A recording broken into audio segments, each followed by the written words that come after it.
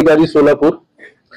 आपल्याला सर्वांना माहित आहे की 20 नोव्हेंबरला सोलापूर जिल्हा तसेच पूर्ण महाराष्ट्र राज्यामध्ये मतदान होणार आहे आणि 23 नोव्हेंबरला काउंटिंग आहे. रिझल्ट त्या दिवशी घोषित होणार.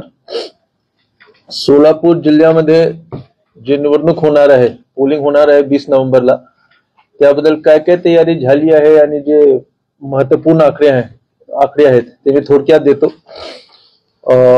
एकूण आमच्याकडे 3738 बूथ आहेत. 3738. त्यापैकी 3723 रेग्युलर बूथ आहेत आणि 15 ऑक्झिलरी पोलिंग बूथ आहे. लोकसभा निवडणूक मध्ये आमच्याकडे 3599 बूथ होते. त्यानंतर 124 बूथ ची वाढ झाली.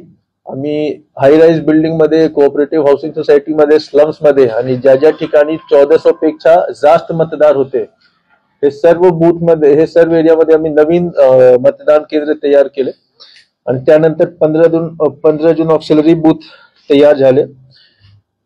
त्याप्रमाणे 3738 एकूण बूथ आहेत. पुरुष मतदार आमच्याकडे 19,71,831 आहेत. महिला मतदार 18,76,728 आहेत. तृतीयपंथीय मतदार 310 आहेत. एकूण मतदार आमच्याकडे 38,48,870 आहेत.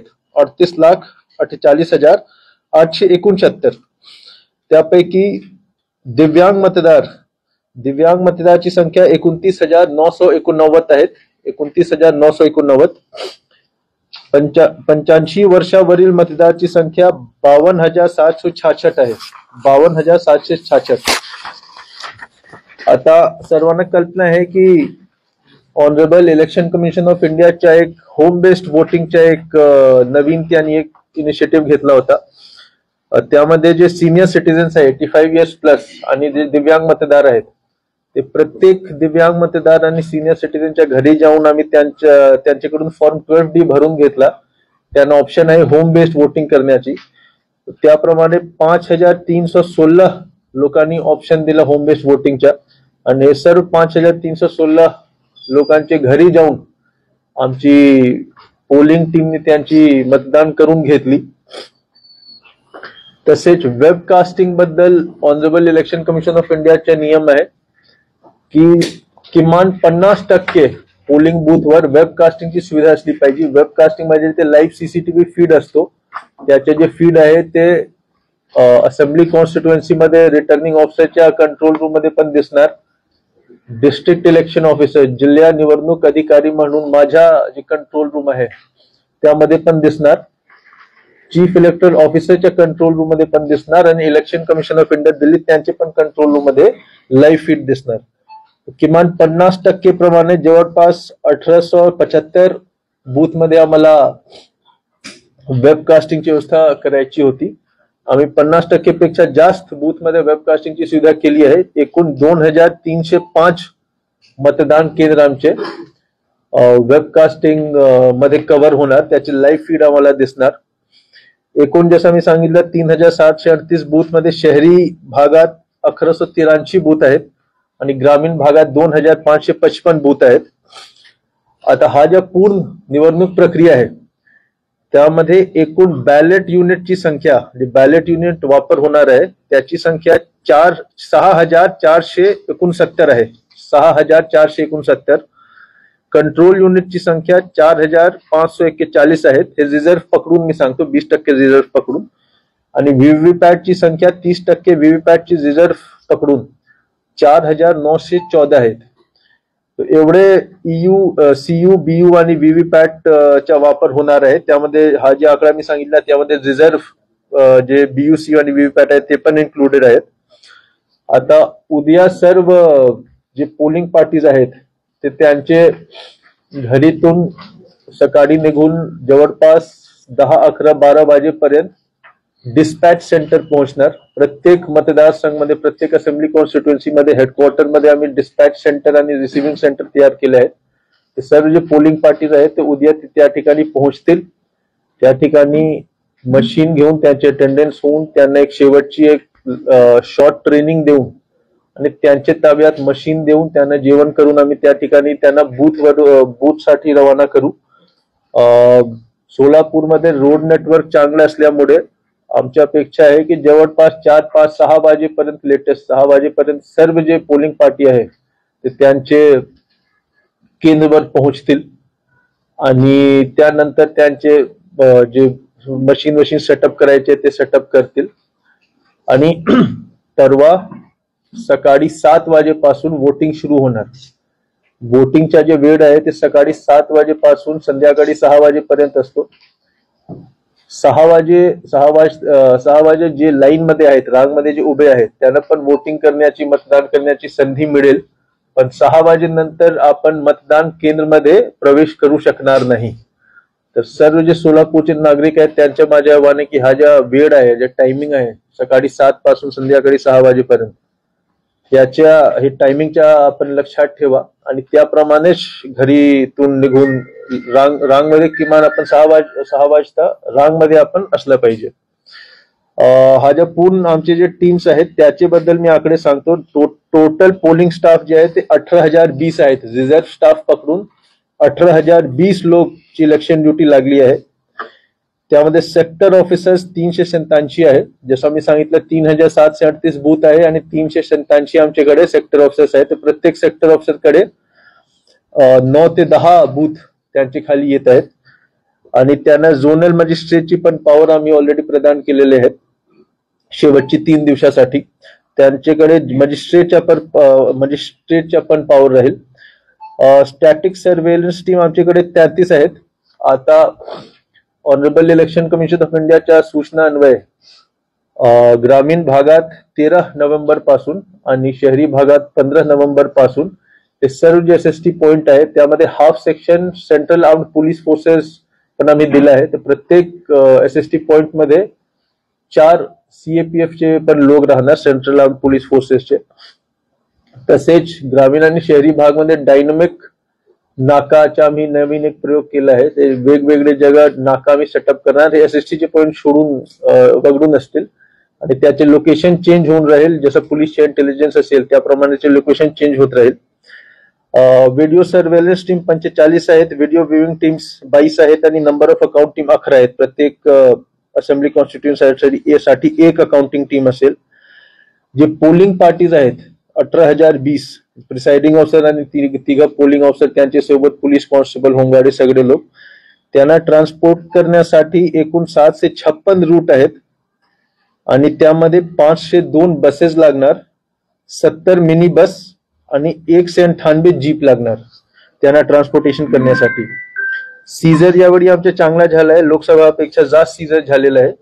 त्याचे आकडे विस्तारपूर्वक CP साहेब आणि ऍडिशनल SP साहेब सांगतील.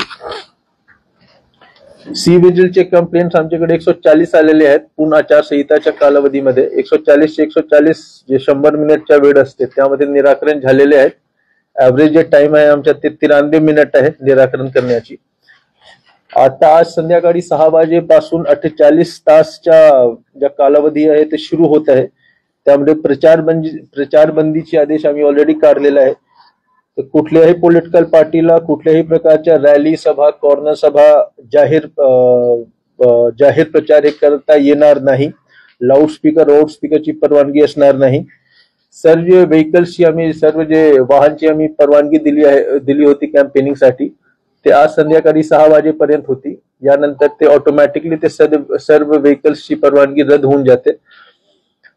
कॅन्डिडेटला, त्यांचे इलेक्शन एजंटला आणि त्यांचे कार्यकर्त्यासाठी एक व्हेकल, कॅन्डिडेटसाठी एक व्हेकल, इलेक्शन एजंटसाठी एक व्हेकल आणि त्यांचे कार्यकर्त्यासाठी एक व्हेकल. तर एक कॅन्डिडेटवर एकूण 3 व्हेकल फक्त अनुज्ञेय आहे. बाकी सर्व जे प्रचारसाठी जे वाहनचा वापर होत होते ते सगळे आता कॅन्सल आहेत, ऑटोमॅटिकली कॅन्सल्ड आहेत. 18 तारीख, 19, 20 आणि 23, 18 नोव्हेंबर, 19 नोव्हेंबर, 20 नोव्हेंबर आणि 23 नोव्हेंबर हे 4 दिवस आम्ही ड्राय डे घोषित केलेले आहेत. त्याचे पण आम्ही आदेश काढलेला आहे. आता नेक्स्ट 48 तास आम्ही सायलेंट पिरियड त्याला म्हणतो. त्यामध्ये फक्त गृह भेटी अलाउड आहे. बाकी कुठल्या प्रकारच्या सभा, रॅली, मोर्चे सगळे अलाउड नसतील. यावेळी इलेक्शन मध्ये आम्ही पारदर्शकपणा इलेक्शन निवडणूक पार पाडण्यासाठी आणि कुठल्याही प्रकारच्या त्यावर आक्षेप न येण्याकरिता आम्ही जेवढे पॉलिटिकल पार्टीज आहेत आणि कॅन्डिडेट्स आहेत त्यांना मी निवडणूक प्रक्रियाच्या प्रत्येक स्टेप मध्ये आम्ही त्यांना सहभागी करून घेतलाय. First level checking of EVM जेव्हा होत होता रामवाडी गोडाऊन मध्ये, त्यावेळी पॉलिटिकल पार्टीचे रिप्रेझेंटेटिव्हला आम्ही वारंवार बोलून त्यांच्या समोरच आम्ही सगळे केला होता. त्यानंतर रँडमायझेशन मध्ये ते लोक आमच्या समोर होते, आमच्या सोबतच होते. त्यांना मी सर्व जे मशीन्स ची यादी होती ते पण आम्ही दिली आहे की कुठल्या पोलिंग बूथ, कुठल्या असेंब्ली कॉन्स्टिट्युन्सी मध्ये कुठल्या नंबरच्या सीयू बीयू आणि व्हीव्हीपॅट जाणार, कुठल्या पोलिंग बूथवर कुठल्या सीयू बीयू आणि व्हीव्हीपॅटचा नंबर जाणार. ते लोक त्यांचे पोलिंग एजंटला, जे बूथमध्ये त्यांचे पोलिंग एजंट असतात त्यांच्यासोबत यादी शेअर करून ते लोक चेक करू शकतात की ज्या यादी आम्ही त्यांना दिल्या आहे की पोलिंग बूथमध्ये अमुक अमुक क्रमांकच्या पोलिंग बूथमध्ये अमुक क्रमांकच्या सीयू, अमुक क्रमांकच्या बीयू आणि अमुक क्रमांकच्या व्हीव्हीपॅट आला पाहिजे, तोच आहे किंवा नाही. ते सगळी यादी आम्ही त्यांच्यासोबत शेअर केली आहे. कमिशनिंगच्या वेळी बहुतांश असेंब्ली कॉन्स्टिट्युएन्सी मध्ये कमिशनिंग 11, 12, 13 आणि 14 नोव्हेंबरला झाला, ज्यामध्ये मशीन्सला आम्ही प्रिपेअर करतो वोटिंगसाठी. त्यावेळी पण सर्व पॉलिटिकल पार्टी आणि कॅन्डिडेट्स हजर होते. त्यांना मी लिखित पत्र पण दिला होता, एक्नॉलेजमेंट पण घेतला होता. त्यांच्या समोर कमिशनिंग झाली. कमिशनिंग मध्ये रूल असा असते की प्रत्येक मशीनवर आम्हाला एक मॉक पोल करायची असते. प्रत्येक 16 जे बटन असतात बीयू मध्ये, ते प्रत्येक बटनला एक वोट देऊन रिझल्ट बघायची असते की ते बरोबरपणे काम करत आहे किंवा नाही. आणि किमान 5% मशीन्सवर 1000 वोटचे एक मॉक पोल करायची असते. आणि हे जे कुठल्या 5% ईव्हीएम मशीनवर वोटिंग करायचे, मॉक पोल करायचे, तो पण आम्ही पॉलिटिकल पार्टीचे रिप्रेझेंटेटिव्ह आणि कॅन्डिडेट्सला विचारला होता की तुम्ही निवड करा कुठले 5% मशीन्स असतील. काही काही ठिकाणी त्याप्रमाणे त्यांनी निवड केला, काही ठिकाणी त्यांनी आमच्यावर सोडून दिला. पण त्यांच्या समोरच मॉक पोल पण झाला, त्यांनी मी रिझल्ट पण दाखवला. आणि प्रत्येक असेंब्ली कॉन्स्टिट्युएन्सी मध्ये आम्ही कॅन्डिडेट्स किंवा पॉलिटिकल पार्टीचे रिप्रेझेंटेटिव्हना संधी पण दिली होती की तुम्ही स्वतः बटन दाबून तुम्ही मॉक पोल कंडक्ट करा. कुठल्या प्रकारचा संभ्रम असण्याची गुंजाईश नसते, कारण ईव्हीएम मशीनवर वारंवार फेक न्यूज पण सुरू असते की मतलब असं आहे तसं आहे. ते सगळे संभ्रम आणि सगळे संशय दूर करण्यासाठी सगळे आम्ही एक्सरसाइज केलं आहे. आता स्ट्रॉंग रूम जेव्हा आम्ही उघडणार मशीन करण्यासाठी, त्यानंतर वोटिंग झाल्यानंतर परत जे आम्ही स्ट्रॉंग रूम मध्ये मशीन ठेवून सीलिंग करणार, त्यावेळी पण पॉलिटिकल पार्टीचे रिप्रेझेंटेटिव्ह, कॅन्डिडेट्स हे सगळे त्या ठिकाणी उपस्थित राहू शकतात. त्याबद्दल पण आम्ही त्यांना नोटीस पण दिलं, एक्नॉलेजमेंट पण घेतलं आहे. तर त्यांच्या समोरच सीलिंग विलिंग होणार. जे सीलच्या टॅग आहेत ते पण स्वतःचे सही वही करू शकतात.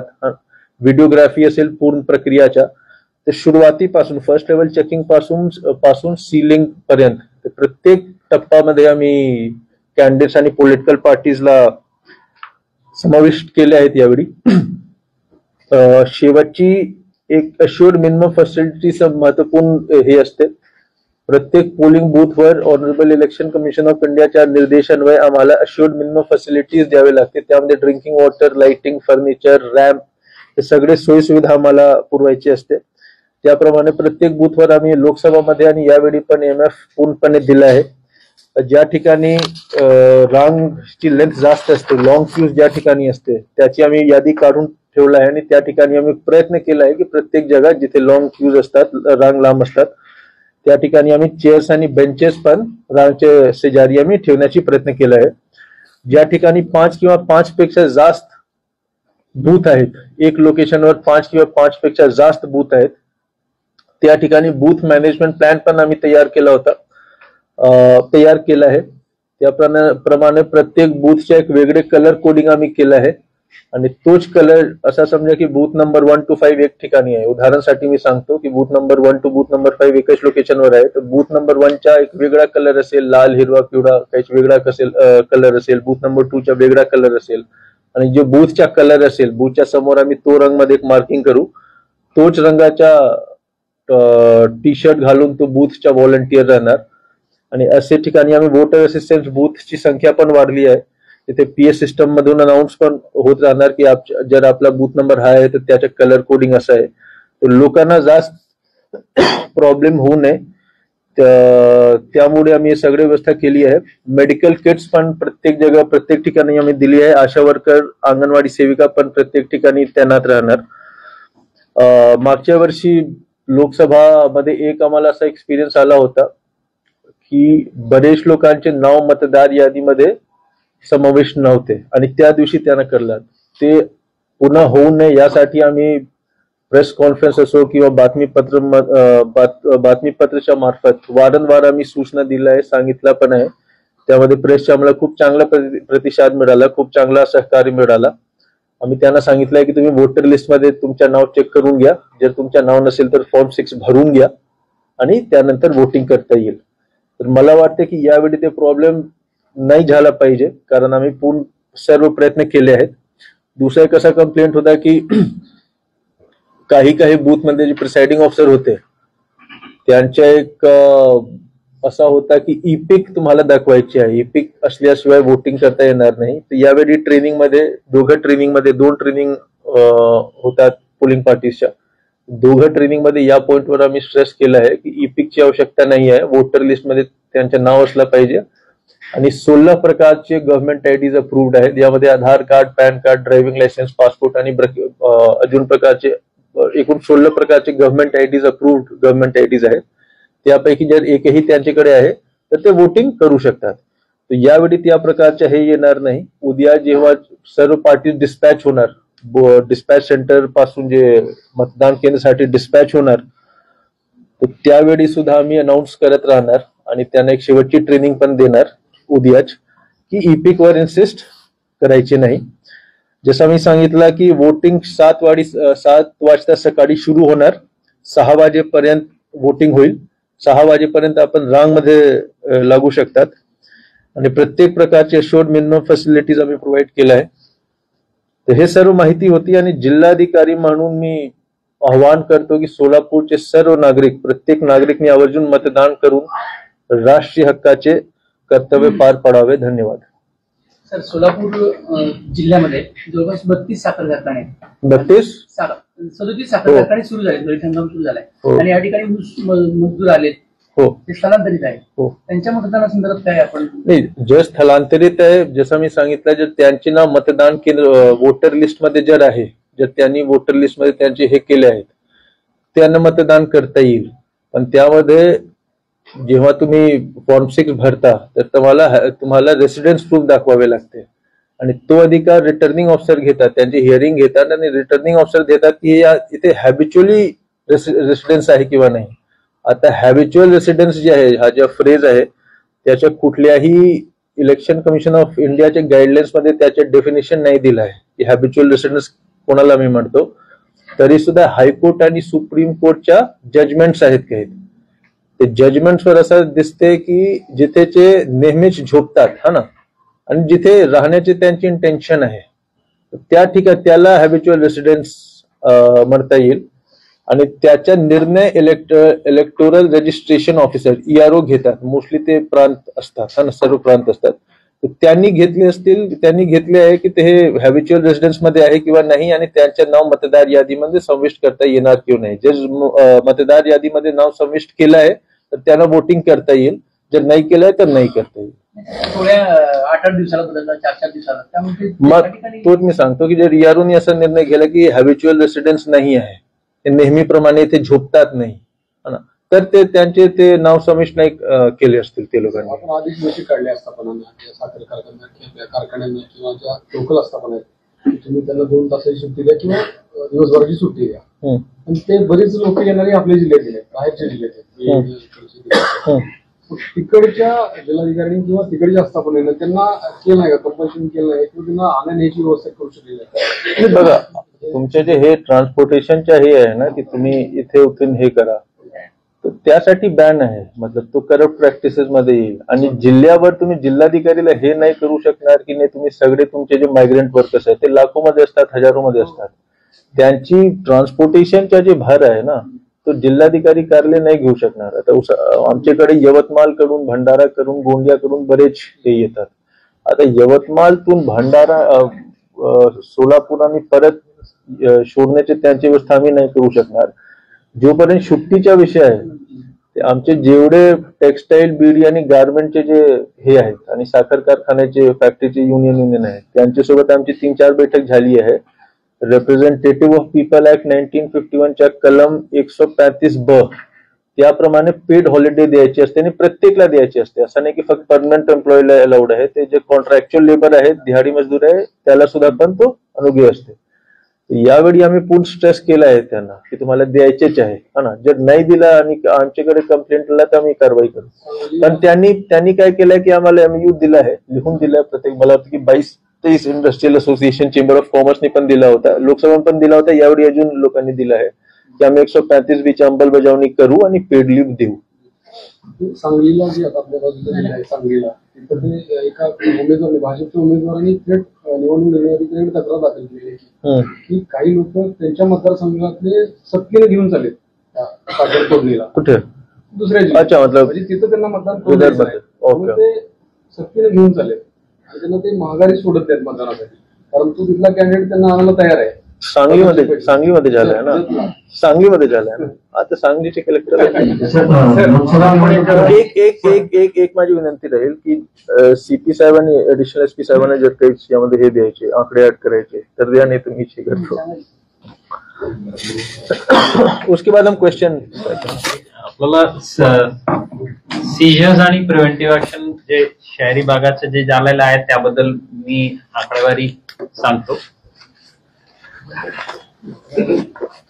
आता ते फक्त 15 ऑक्टोबर पासून कालपर्यंत कोड ऑफ कंडक्ट लागल्यानंतर 21,04,000च्या सीजर आहे कॅश आणि 14,78,000 किमतीच्या हातभट्टी आणि 58,000 किमतीचे जे रसायन आहे ते नाश केलेले आहे. ते हातभट्टी गुन्हे दाखल करून जप्त करण्यात आलेले आहेत. या दरम्यान एक NDPS केस पण दाखल झालेला आहे. ऑल आउट ऑपरेशन्स दरम्यान 4 कोयता, 70 तलवार वगैरे ते जप्त केलेले आहे. त्याच्या टोटल किमती आहे 1,21,000च्या किमतीच्या अशा वस्तू जप्त करण्यात आलेल्या आहेत. एकूण या दरम्यान आम्हाला 37,22,000 किमतीचे टोटल सीजर्स आहे. याच्या व्यतिरिक्त प्रिव्हेंटिव्ह ऍक्शनला मी तुलनात्मक सांगतो. 2021 ला आता ते फॉर एक्झाम्पल 107 CRPC अनुसार जे कारवाई जे आहे ते पूर्ण 2021च्या 1147 होतं, 22च्या 1453, 23च्या 1504, यावर्षी आता 17 नोव्हेंबर पर्यंत 3086. फक्त जे 107 बॉन्ड जे आहे ते सांगतो मी. अशा सर्व कलमान्वये जे प्रिव्हेंटिव्ह ऍक्शन केलेले आहे त्यात चांगला वाढ आहे. 56 अंतर्गत जे तडीपार जे आहे ते 21 ला 25, 22 ला 10, 23 ला 29 आणि आता 24 ला 17-11 पर्यंत 57 झालेला आहे. आणि MPD अंतर्गत सांगायचे असलं तर 21-14, 22-8, 23 ला 9 आणि 24 आतापर्यंत 23 झालेले आहेत. या कोड ऑफ कंडक्ट दरम्यान 4 पूर्ण झालेले आहेत, म्हणजे ऑर्डर्स फायनल झालेला आहे. सो प्रिव्हेंटिव्ह ऍक्शन आमच्या मागच्या 3 वर्षाच्या तुलनात्मक बघितलं तर यावर्षी खूप चांगल्या पद्धतीने केलेलं आहे. सर्वांच्या बॉन्ड फायनल झालेला आहे. आणि आता कोड ऑफ कंडक्ट नुसार 14 केस दाखल केलेले आहेत. ते प्रेडॉमिनेटली कोड व्हायोलेशन जे आहेत, बॅनर विना परवानगी लावलेले आहे किंवा जे वाहनावर बोंगे लावून प्रचार जे करतात ते नियम पाळले नाही, तशा केसेस आहे. 2 केस विशेषतः, एक आहे आपलं मतदारांना ड्राईव्ह करण्याचा प्रयत्न करण्याबद्दल काल रात्री गुन्हे दाखल केलेले आहेत एक MIDC ला. आणि विजापूर नाका पोलीस स्टेशन मध्ये एक केस आहे जे एका समाजाबद्दल काही आक्षेपाई कमेंट केलं होतं, पोस्ट केलं होतं. अशा 2 व्यतिरिक्त बाकी केसेस सर्व कोड व्हायोलेशनचे केसेस आहे. त्याचा पण तपास आता चालू आहे. सर, बऱ्यापैकी शहरामध्ये काही मतदानाच्या वेळेस अफवा पसरवले जातात. अशा वेळी इमर्जन्सी काय टोल फ्री किंवा कंट्रोल रूमला काय नंबर किंवा मतदारांनी किंवा लोकांनी असं डायरेक्टली फोन करून आपलं 112 चालू आहे. सोबतच सर्वांना हे आपलं मार्फत आव्हानही आहे, सिव्हिजिल कंप्लेंट दाखल केलं तर त्यात बंधनकारक आहे, 100 मिनिटाच्या आत कारवाई झालंच पाहिजे. आणि ते इथं नाही झालं तर ते पुढच्या लेवलला, स्टेट लेवलला जाणार आहे आणि तिकडं आम्हाला उत्तर द्यावं लागतं. आता आपलं आय थिंक 53 मिनिट्स काहीतरी आहे, 93 मिनिट. ओके. आता 93 मिनिट आमचे चालू आहे, म्हणजे ते 100 मिनिटाच्या आत त्याच्या पूर्ण सोल्युशन झालं पाहिजे, म्हणजे ते जे काही कंप्लेंट आहे ते क्लोज झालं पाहिजे. सो सिव्हिजिल पण वापरलं तर छान राहील. आता उदाहरण कालचं जे इन्सिडेंट होतं ते पोलिसला कळवलं होतं, पोलिसांनी तिथे जाऊन ताब्यात घेतलं आणि गुन्हे दाखल केलं, ते एक प्रक्रिया. आणि काही सोशल मीडियाला किंवा न्यूज मीडियाला पण ते व्हिडिओ आला, पण कोणी ते राजकीय कार्यकर्ते होतं ज्यांनी पकडलं किंवा ज्यांनी खबर दिलं होतं त्यांनी पण सिव्हिजिलला टाकलं नाही. ते सिव्हिजिलला टाकलं तर ते ऑफिशियल चॅनल ऑफ कम्युनिकेशनला येईल आणि कारवाई करणे ते ऑन रेकॉर्ड बंधनकारक होऊन जात आहे. So तसं केलं तरी बरं राहील. इव्हन हे जे बॅनर लावलं किंवा प्रचार करत आहेत किंवा अशा काही पॅकेट देण्याचे प्रयत्न करतात, हे सर्व गोष्ट सिव्हिजिलला टाकलं तरी छान राहील. अदरवाईज 112 चालू आहे आणि आमचे सर्वांचे नंबर पब्लिकला ओपन आहे. 1950 पण नंबर आहे, 1950 डिस्ट्रिक्ट हेल्पलाईन नंबर, तो पण चालू आहे आणि त्यावर पण कंप्लेंट करता येईल. आणि जोपर्यंत हे चुकीच्या अफवाचे रुमर स्प्रेडिंगचा विषय आहे त्यामध्ये ते उपस्थित सर्व पत्रकार बांधवांना मला एक आवाहन करायचे की आम्ही त्याचे काउंटर करणार. आम्ही सर्व जे रिटर्निंग ऑफिसर आहेत, प्रांत आहेत, डीएसपी आहेत, सर्वांना मी एक हे दिलंय, सूचना दिली आहे की जर असा काही लक्षात आला तर इमिडिएटली तुम्ही एक काउंटर व्हिडिओ, स्वतःचा एक व्हिडिओ तयार करून त्याला काउंटर करून तुम्ही एक क्लिप बनवून ठेवा आणि तो मीडिया सेल मध्ये देऊन टाका. असेंब्ली कॉन्स्टिट्युएन्सीच्या पातळीवर जे मीडिया सेल आहे तिथे देऊन टाका आणि आमच्याकडे जे मीडिया सेल नियोजन भवन मध्ये तयार होणार आहे तिथे देऊन टाका. माझी विनंती आहे की जसं आपल्याकडे आला ना, आपण पण त्या जे करेक्ट इन्फॉर्मेशन आहे ते आपला जे चॅनल असेल त्यामार्फत तुम्ही पण त्याला हे करा, म्हणजे ते काउंटर होणार नाही. सर, लोकसभा निवडणुकीमध्ये नावाची डिलीट झाली होती, त्या संदर्भात एक मेसेज करतोय की तात्काळ फॉर्म 17 भरा आणि तुम्हाला मतदान करता येईल. फॉर्म 17 भरून वगैरे काही मतदान नाही, असं नाही आहे. त्यामध्ये कसं असते, एक असा चुकीचे नाही, एक असा एक हे पसरला होता की इलेक्शन कमिशन ऑफ इंडिया एक चीफ इलेक्टरल ऑफिसतून आता परवानगी दिली आहे नाव ऍड आणि डिलीट करण्याची. ते मला वाटते की एक आठवडा अगोदर ते पसरला होता असा. तो कसा आहे की जर डिलिशनच्या प्रमाण आहे तो एकूण मतदारच्या 0.1% एक्सीड केला, असं समजा की असेंब्ली कॉन्स्टिट्युएन्सी मध्ये जेवढे मतदार आहेत मतदार यादीमध्ये त्याच्या 0.1% जास्त डिलिशन झाला तर तो आम्हाला सीओ ऑफिसची परवानगी घ्यावी लागते डिलिशन करून आणि फायनल मतदार यादी डिलिशन केल्यानंतर फायनल करण्यासाठी. आमच्या जिल्ह्यात एकही असेंब्ली कॉन्स्टिट्युएन्सी मध्ये असा नव्हता. दुसरा आहे जे फॉर्म 17 भरून घेणे कुठल्या प्रकारचा असा नियम नाही आहे. आता मतदार यादीमध्ये जर तुमचं नाव आहे तर तुम्ही वोटिंग करू शकता, जर नाही आहे तर नाही करू शकतात. मतदार यादीमध्ये नाव ऍड करण्याच्या तुमच्या 19 ऑक्टोबर लास्ट डेट ऑफ नॉमिनेशनच्या 10 दिवस अगोदर पर्यंत तुम्ही करू शकला असता. आणि हा गोष्टी आम्ही प्रत्येक वेळी वारंवार बातमीपत्रामध्ये, प्रेस कॉन्फरन्स मध्ये आम्ही सूचना दिली आहे. तर अच्छा, बरेच लोक मला कॉल करतात किंवा लोकसभामध्ये आरोला कॉल करतील की मतलब माझं नाव नाही आहे, तुम्ही प्रिसाइडिंग ऑफिसरला बोलून घ्या. तर हे कुठल्या प्रकारचे अधिकार डिस्ट्रिक्ट कलेक्टरला, आरोला, इलेक्शन कमिशन ऑफ इंडियाला पण नाही आहे. जर मतदार यादीमध्ये नाव नसेल तर वोटिंग करता येणार नाही. कुठल्या प्रकारच्या फॉर्म 17 भरण्याच्या हे नाही आहे. ग्रामीणला पण आहेत काय, शहरामध्ये पण नाही, जर ग्रामीण काय भयमुक्त मतदानाची काय उपाययोजना वगैरे काय आपल्याकडे ग्रामीण भागामध्ये बूथ कॅप्चरिंग वगैरे होतं? बूथ कॅप्चरिंगच्या कुठल्या प्रकारच्या बूथ कॅप्चरिंग तर लोकसभामध्ये पण नाही झाला होता. पूर्ण महाराष्ट्रामध्ये एकही प्रकरण नाही झालं होतं बूथ कॅप्चरिंगचा.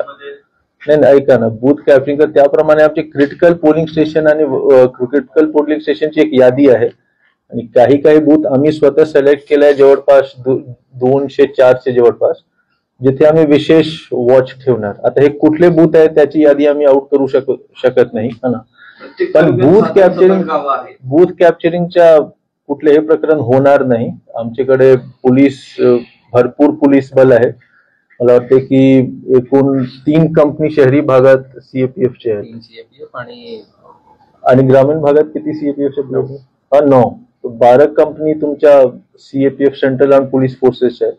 तर बूथ कॅप्चरिंग कुठे होणार नाही आणि व्हल्नरबिलिटी मॅपिंग एक्सरसाइज एक असते ज्या ठिकाणी असं वाटते की लोकांना भीती दाखवून जबरदस्तीने वोटिंग करण्यापासून वंचित ठेवण्याचा प्रयत्न होऊ शकते. त्या ठिकाणी आम्ही व्हल्नरबिलिटी मॅपिंग एक्सरसाइज पण केला होता, पण असा प्रकार पण नाही आहे. सोलापूरमध्ये असा कुठलाही एरिया नाही आहे जिथे लोकांना जबरदस्तीने वोटिंग ना वोटिंग करून देणार नाही अशा प्रकारचा दबाव करण्याचे कुठेही हे नाही. तर बूथ कॅप्चरिंग तर होणार नाही. लोकसभा निवडणुकीमध्ये मोबाईलचा जो अनुभव आला त्या पार्श्वभूमीवर मोबाईलचे काय रिस्ट्रिक्शन आहे? बघा मोबाईलचं कसं आहे, मतलब तुमच्या कुठल्या प्रकरण बद्दल तुम्ही लोकसभेला कसं व्हिडिओ शूटिंग करून मोबाईल काही ठिकाणी बघा काय होतं, एक सांगोलामध्ये बूथ क्रमांक 90 होता मला वाटतं बागलवाडी, त्यामध्ये तो इन्सिडेंट झाला होता आणि त्याच्या हे कॅप्चरिंग पण झाला होता. आता नियमप्रमाणे कसं आहे की 100 मीटरचे बाहेर 100 मीटरच्या आतमध्ये मोबाईल फोन कोणी आणू शकत नाही. आता ऑनरेबल इलेक्शन कमिशन ऑफ इंडियाची असा गाईडलाईन आहे आणि त्यासाठी आम्ही पेपरमध्ये पण दिलं आहे ह्या गोष्टी की 100 मीटरपेक्षा जास्त 100 मीटरच्या नंतर तुम्ही आणू शकत नाही. पण प्रॅक्टिकली हा इम्प्लिमेंट करणं खूप अवघड आहे, कारण जर तुम्ही इम्प्लिमेंट केला तर आमचा अनुभव होता लोकसभामध्ये की आम्ही शहरी भागात मला वाटते की मला कलेक्टर म्हणून मला 30 ते 40 फोन खटाखट आले सकाळी की मोबाईल फोन आम्हाला लावू करू देत नाही तर आम्ही परत जातो, वोटिंग आम्ही करणार नाही. आणि बरेच लोक परत त्यांचे निघणे सुरू होतात. यामुळे आम्ही त्याला स्ट्रिक्टली हे नाही करणार. पण बूथचे बाहेर ऐकून घ्या, बूथचे बाहेर आम्ही ट्रे ठेवणार. यावेळी ट्रेमध्ये एक वेळी बूथमध्ये 4 लोक जातात हा ना वोटिंग करायला, तर हे 4 लोक बूथचे बाहेर आम्ही ट्रे ठेवतो, त्यामध्ये तुमचे मोबाईल ठेवा हा ना. आणि ते मोबाईल ठेवण्याच्या आतमध्ये जाऊन तुम्ही परत येऊन तुम्ही हे कलेक्ट करू शकता. दुसरा, जे पोलिंग एजंट आणि जे पोलिंग पार्टीज आहेत, पोलिंग एजंटला यावेळी आम्ही स्ट्रिक्टली सांगितलं आहे की एक थैलीमध्ये तुम्हाला सर्व मोबाईल तुमचे डिपॉझिट करून प्रिसाइडिंग ऑफिसर किंवा PO1 कडे देऊन टाकायचे आहे. जर तुम्हाला मोबाईलचा वापर करायचे तर तुम्ही बाहेर जाऊन वापर करा आणि परत येऊन थैलीमध्ये ठेवा. जे प्रिसाइडिंग ऑफिसर आहे आणि जे पोलिंग ऑफिसर 1, 2, 3 आहे त्यापैकी एक माणूसला मी अलाउ करतो की सायलेंट किंवा स्विच ऑफ सायलेंट मोडमध्ये तुम्ही मोबाईल ठेवा, कारण आम्हाला पण त्यांना कॉन्टॅक्ट करण्याची आवश्यकता वाटू शकते. तर ह्या प्रकारचे आम्ही हे ठेवलं आहे. दुसरा जे तुमचे म्हणणं आहे की मागच्या वेळी पूर्ण व्हायरल झाला होता, मागच्या वेळी कसा झाला होता की जे वोटर होते ते लोक बाहेरून आतमध्ये आले होते. आता बाहेर जे वोटर आहेत ते तर मोबाईल त्यांच्याकडे ठेवले होते. यावेळी ट्रेनिंग मध्ये आम्ही तसं सांगितलं आहे की PO1, 2 किंवा 3 पोलिंग ऑफिसर 1, 2 किंवा 3 पैकी एकच्या असं ड्युटी असेल की जर असा काही घडला तर तुम्ही फक्त एवढेच एन्श्योर करा की कोणत्याही माणसाने मोबाईल घेऊन किंवा मोबाईलचे वापर नाही केला पाहिजे ते व्हिडिओ शूटिंग करण्यासाठी. अच्छा, आता प्रेस कॉन्फरन्सच्या माध्यमाने मला सांगायचे की हे जे 2 इन्सिडेंट झाले होते त्यामध्ये ज्यांनी व्हिडिओ शूटिंग केलं त्यांच्यावर पण FIR दाखल झाला होता. तर असा कुठल्या प्रकारच्या घटना घडला, मोस्टली तो घडणार नाही, पण जर घडला आणि आपण व्हिडिओ शूटिंग केला तर आपल्यावर पण गुन्हा दाखल होईल. आणि यावेळी गुन्हा दाखल केल्यानंतर आम्ही प्रिव्हेंटिव्ह ऍक्शन 110 मध्ये कडक कारवाई करू, मजिस्ट्रियल कस्टडीमध्ये ठेवू 3-4 महिना. तर हे सर्वांनी लक्षात ठेवा की FIR पण दाखल होणार आणि त्यानंतर प्रिव्हेंटिव्ह ऍक्शन पण होणार. तसा कुठल्या प्रकारचे हे घडला तर व्हिडिओ शूटिंग करायची नाही. आमचे पोलिंग स्टाफ पण तुम्हाला व्हिडिओ शूटिंग करू देणार नाही, तरी सुद्धा आपण पण करू नये. तर आपण इश्यूची जे सांगताना ते खालच्या लेवलला व्यवस्थित जात नाही, कारण का आम्ही मोबाईलचा वापर करत नाही, मतदान करून येतो म्हणलं ते पण तिथे पोलीस अडवतात आणि मोठी सुद्धा होतात. तिथे काही बोललं तर ते कोणाचे ऐकत नाही, त्यावेळेस त्यांची टेम्पो आपल्याला माहित असतो, आपणही बोलत नाही त्यांची. पण ते साधा आपण मतदान करून येतो मोबाईल खिशात आहे म्हणलं तर ते ऐकत नाहीत. अशा वेळेस काय करायचं? कोण ऐकत? कुठल्याही बूथवर कॉमन कुठेही कोण ऐकत? मी मतदानाला गेलो, माझ्याकडे मोबाईल आहे, मी खिशात ठेवलाय, मी त्यांना सांगते की वापरत नाही म्हणून, तरी पण ते अलाउड करत नाही, जाऊ देत नाही मोबाईल. मी तो सांगितलं ना की मागच्या वेळी अलाउ केला होता आपण. मला जेव्हा कॉल आला, पोलीस कमिशनर साहेबांना जेव्हा कॉल आला तर आम्ही हे सांगितलं की नाही आता अलाउ करून द्या, कारण लोक परत जात आहेत हा ना. लोक आले होते ना, जर हे ते त्यांच्याकडे मोबाईल नव्हता तर हे शूटिंग कसं झाला हा ना. म्हणून विचारतो 100% सो द प्रॉब्लेम इज बंदी आहे, पण प्रॅक्टिकली आम्हाला कन्सिडर करावे लागेल. असं नाही झालं पाहिजे की बंदी करने के चक्कर में वोटिंग पर्सेंटेज कमी नाही झाला पाहिजे.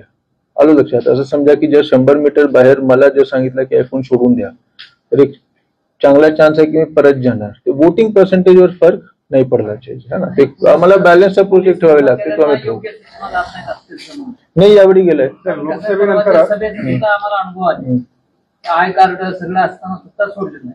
आता हे जे तुमचे आय कार्डचा विषय आहे ना, प्रेसच्या प्रेसच्या बद्दल पासेस असताना आता यावेळी ऑलरेडी आम्ही पासेस दिलाय की 380 पासेस दिलाय. सगळ्यांना पुन्हा बोलवलं मी तिथं.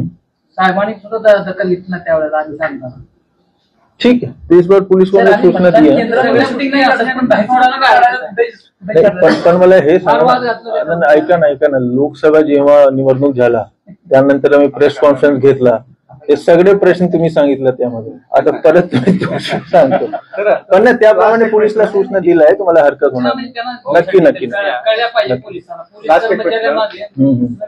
लोकसभा निवडणुकीनंतर 1,92,000 नवीन मतदार वाढले. काय लोकसभा निवडणुकीनंतर 1,92,000 मतदार वाढले. तर डिलीट झालेले किती आहेत म्हणजे नव्याने फॉर्म भरून? डिलीट फार कमी आहे यावेळी. डिलीट 4,000ची जवळपास डिलीटेड आहे. कारण इलेक्शन इयर मध्ये डिलिशन वर जास्त भर देऊ नका असा एक इन्स्ट्रक्शन असते. आणि लोकसभाच्या आमच्या जे एक्सपिरियन्स होता की बरेच लोकांचे नाव कट केला होता आणि ते लोक पोहोचले होते वोटिंग करायला. तर त्यामुळे डिलिशन वर आम्ही फार भर यावेळी नाही दिला आहे. तर डिलिशन 4,600 असा काही खूप कमी आता पण ते परत नव्याने फॉर्म भरले. आता ते भरले ना परत. आमच्या दृष्टीने एक महत्वाचा प्रश्न आहे. लोकसभेला चांगलं झालं होतं रिझल्ट देत होता आम्हाला वेळेवर मिळत होतं. आम्ही वेळेवर डिक्लेअर करतो. पण आता मतदारसंख्येची संख्या जास्त आहे. 11 विधानसभा मतदारसंख्या. आता त्याचं नियोजन परफेक्ट. असं कसं आहे की काउंटिंग सेंटर तुमच्या आरओ लेवलवर आहे, असेंब्ली कॉन्स्टिट्युएन्सी लेवलवर आहे. त्या ठिकाणी मीडिया सेल आम्ही सेटअप केलं आहे आणि 21 तारीखला संध्याकाळीला फक्त या गोष्टीसाठी मी एक टीमची VC घेणार की तुम्हाला सर्व जे हे आहे. आमच्याकडे एक मीडिया सेल राहील पण मेनली तुम्हाला सर्व माहिती त्यांच्याकडून मिळेल तालुका लेवलवर. तर त्यांची एक मी VC घेणार आणि त्यांना मी स्ट्रिक्टली सूचना देणार की कसं तुम्हाला जसं आम्ही नियोजन केलं होतं ना त्याप्रमाणे तुम्हाला सगळी माहिती व्हिडिओवर नाही ते त्याप्रमाणे आम्ही सेट करू. असं मला वाटतं की मनुष्यबळ वाढलेलं आहे. उलट माहिती लवकर मिळेल असं मला वाटतं. लोकसभेला एकच यंत्रणा होती, व्याप मोठा होता. नाही पण रिझल्ट तर तोच आहे ना. कॅन्डिडेट आहे पण आता एवढे मतदारसंघ मीडिया सेंटर पण सगळे वेगळे तुम्ही केला. हा पण कसं आहे की सुपरविजन जे आहे ना तो माझेच आहे. आणि त्यासाठी जसं मी सांगितलं 21 तारखेला संध्याकाळीला VC ठेवून आम्ही तो व्यवस्थित करू. तुम्हाला प्रॉब्लेम होणार नाही, अडचण नाही. सगळे तुम्हाला मिळून जाईल ना. त्या ठिकाणी एक माणूस राहिले कॉन्टॅक्ट पर्सन, उससे आप ये रखिएगा. आप लोग वहां रहिएगा. ठीक है. खूप छान झालं. नाही यावेळी पण चांगलं झालं. काही शरकत नाही होणार तुम्हाला. ठीक आहे. ग्रामीण राहिले. अच्छा. ग्रामीण मध्ये टोटल जप्तीची आकडेवारी मी आपल्याला सांगतो. आपण कॅश जी आहे ती 16,85,000 जप्त केलेली आहे. दारू किंमत 1,28,00,000ची दारू जप्त केलेली आहे. काही हातभट्टीची दारू डिस्ट्रॉय केलेली आहे.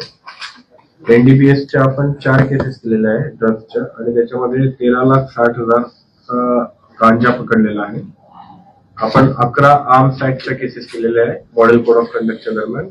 त्यामध्ये आपण 6 देशी पिस्टल आणि 6 राऊंड आणि 8 कोयते 35 तलवारी अशा जप्त केलेल्या आहेत. असं आपण एकूण मॉडेल कोड ऑफ कंडक्टच्या दरम्यान 2,21,00,000चा मुद्देमाल जप्त केलेला आहे. त्यानंतर प्रतिबंधक कारवाईमध्ये आपण जवळपास 10,586 लोकांना नोटीस दिलेल्या आहे BNSS 126-129 अंतर्गत. त्यामध्ये आपण जवळपास 7,489 लोकांचे इंटरिम आणि फायनल बॉन्ड घेतलेले आहे. आपण महाराष्ट्र पोलीस ऍक्ट अंतर्गत 56 प्रमाणे 20 लोकांना हद्दपार केलेला आहे. 55 प्रमाणे 6 टोळ्यांना हद्दपार केलेला आहे आणि 57 प्रमाणे 3 लोकांना हद्दपार केलेला आहे. मुंबई प्रोहिबिशन ऍक्ट 93 कलमा अंतर्गत आपण 234 लोकांचे बॉन्ड घेण्यासाठी माननीय कलेक्टर यांच्या अधीन जे SDM असतात त्यांना आपण दिलेले आहे आणि त्यांनी बॉन्ड घेतलेले आहे. आपण या मॉडेल कोड ऑफ कंडक्टच्या दरम्यान 2 MPDAच्या कारवाया केलेल्या आहेत आणि वर्षभरामध्ये 9 MPDAच्या कारवाया केलेल्या आहेत. तर अशा पद्धतीने आपली जप्तीची आणि प्रिव्हेंटिव्ह ऍक्शनची कामगिरी या मॉडेल कोड ऑफ कंडक्ट दरम्यान झालेली आहे. अजून 163(3) जे जुनं 144 होतं CRPC, तर असे काही व्यक्ती आहे की जे उपद्रव करू शकतात. असे व्यक्ती आयडेंटिफाय करून आपण 1206 लोकांवरती संपूर्ण ग्रामीणमध्ये 25 पोलीस स्टेशन अंतर्गत 1206 लोकांवरती 163(3) कारवाया करतो आहे. त्यांना आपण त्या दिवशी किंवा 2-3 दिवस या 3 दिवसासाठी आपण हद्दीच्या बाहेर जायला आदेशित केलेलं आहे आणि फक्त 2 तासासाठी ते मतदान करण्यासाठी आपापल्या बूथवरती जाऊ शकतात. एवढी सगळी कारवाई ग्रामीणमध्ये करण्यात आली आहे. त्याची फक्त वाहनांची संख्या मिळेल किती आपले एसटी बसेस असतील बसेस 502 आहेत आणि मिनी बस मारुतीची स्विफ्ट अधिक सुरक्षित, 6 एअरबॅग आणि 6 रंगात. मारुतीच्या नवीन स्विफ्टचा मायलेज 25.2 किलोमीटर प्रति लिटर इतका असून त्याची किंमत फक्त 6,49,000 पासून सुरू होते. यासोबत LED रिअर लॅम्प्स, USB चार्जरसह rear AC vent, wireless mobile charging, नवीन इंजिन असे अत्याधुनिक फीचर्स देखील आहेत. फ्री टेस्ट ड्राईव्ह साठी आजच भेट द्या चव्हाण मोटर्स, होटगी रोड, सोलापूर.